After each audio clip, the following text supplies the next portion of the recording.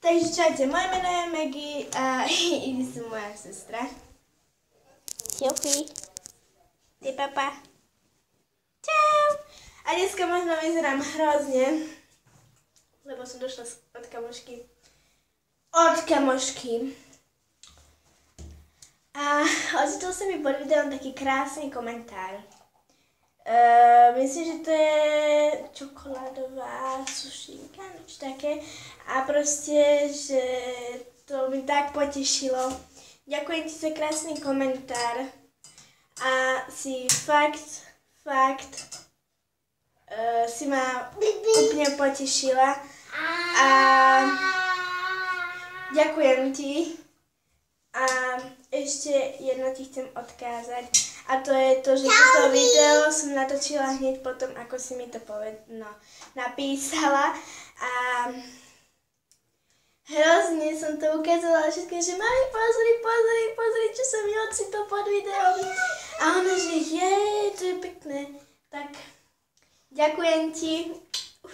Posielam ti pusu a takéto krásne komentáre ma úplne vedia potešiť, lebo to je jedno to, čo si môže youtuber želať a nie je žiadnych hejterov. Ja neviem, proste ľudí, ktorí tam píšu nezmysly a keď píšete takéto krásne veci, je to pre youtuberov, aby neskončili s tým, čo robia. Takže vlastne závisí od vás, či niekto bude natáčať alebo nie. A tento komentár ma ešte viacej posilnil a mám vás strašne rada. Máme 9 odoberateľov, ešte 1 a máme 10, čo je úplne úžasné. Ježiš, ja v tomto videu budem. No, proste, takýto krásny komentár ma strašne môžete veľmi potešiť a bude to video pre vás. Pre strašne veľa ľudí. Takéto videá budem točiť. A strašne veľmi vám ďakujem. Aj tej čokoládovej sušenky, ja neviem teraz, počkajte. No proste strašne krásne ti ďakujem. Ja neviem, čo mám na to povedať.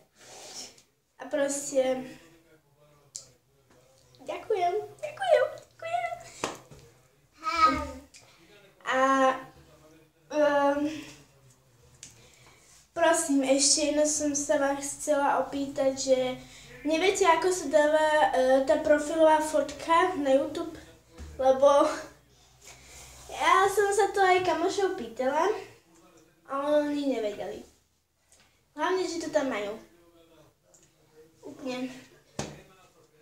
Takže ešte prosím toto, kebyže mi poviete. A strašne vám ďakujem, toto je ďakovacie video. Ďakujem ti, čokoládkové sa vidí.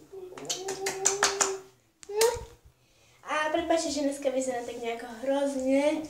Proste skúšala som natočiť toto video. Takže ne, skúšala, ale natočila som ho pre vás, tak sa to oceníte.